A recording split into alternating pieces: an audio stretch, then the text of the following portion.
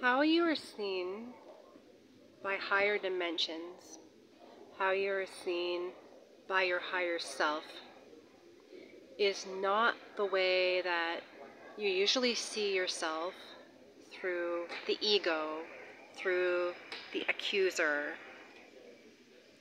through the version of yourself that is always seeing everything that seems to be going wrong, everything that's heavy or difficult. In the higher dimensions, we are seen very differently. And a lot of people watching this are seen for their leadership qualities. And even if you don't think of yourself as someone who is a leader, you are a leader in spiritual realms, in areas that you have expertise in. Areas that you have expertise in.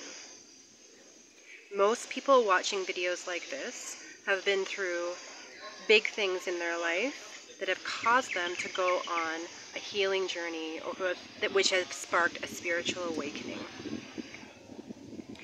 And the very act of going through big things gives you expertise. It gives you innate, natural leadership qualities in the topics and the types of situations that you have endured. Even if you didn't pass through them with flying colors, even if mistakes were made along the way, especially if there were big feelings, breakdowns, ego fracturing, losses of control. You moved through these things and made sure that you could feel and experience all that these things had to offer. Mostly difficult. And some people get through and wish that they never would have to think about these things again, never have to revisit them again, feel like they wish they could have done better. That's all the ego. That's all the lower self's story about your crisis, about your loss. From the higher dimensions, we are seen, one way that we're seen is explorers. And when we think of actual physical explorers, that we're going around on ships and hitting icebergs and getting lost and making maps of the world, these people did not go through smooth sailing. They got diseases. They had many crew members die of all kinds of different things. Sometimes the whole expedition got totally lost and the ship sunk or whatever. And yet, without these kind of people, we wouldn't have the maps of the world that we have today. We wouldn't have all the studies of the geography and the animals from these far-off, remote places. A person who's on a spiritual awakening journey has, in many ways, whether you know it or not, parts of you have surrendered enough to be able to fall into very interesting experiences, very difficult experiences, go through them, feel what needs to be felt, and regardless of the judgments you have about yourself, come through the other side. Even if you're not fully through the other side, parts of you are on the other side,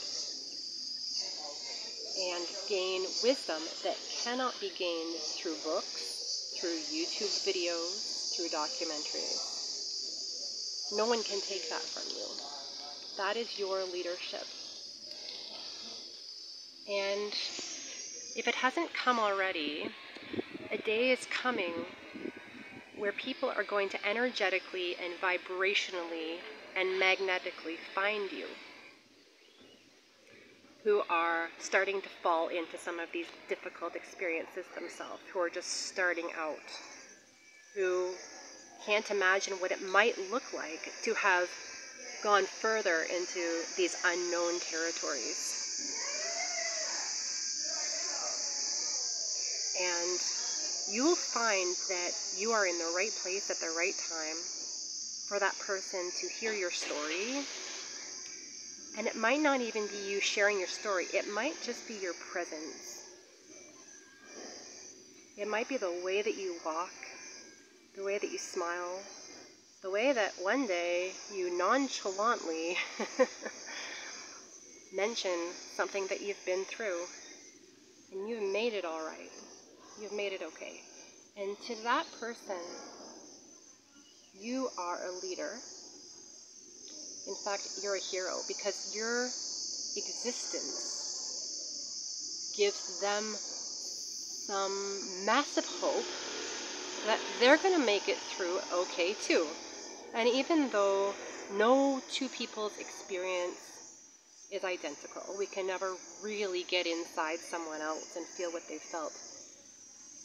We tend to find ourselves in the presence of other people who have similar things that they are going through, maybe after us. This is by design. This is how it works.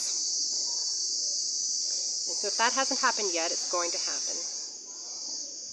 And so anything that you are going through, even if it's like the same topic, the same subject, and it's like time number 7,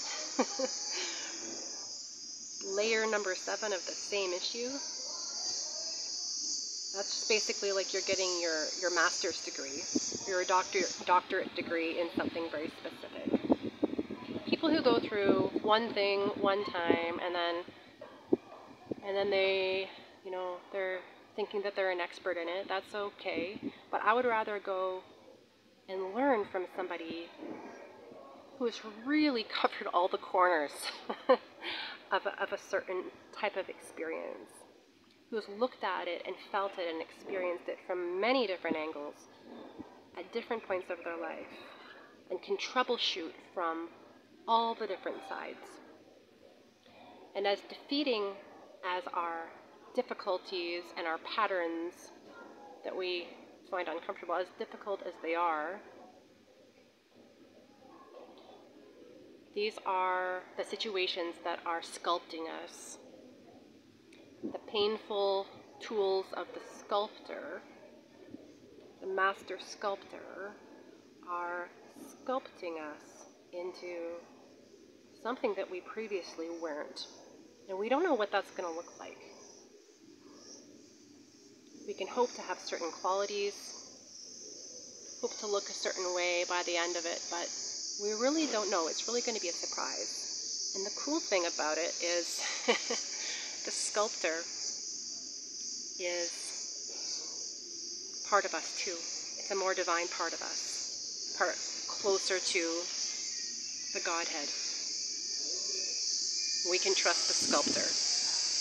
If the sculptor comes back around and around and around again with the same painful tool in the same painful area, the sculptor knows what it's doing.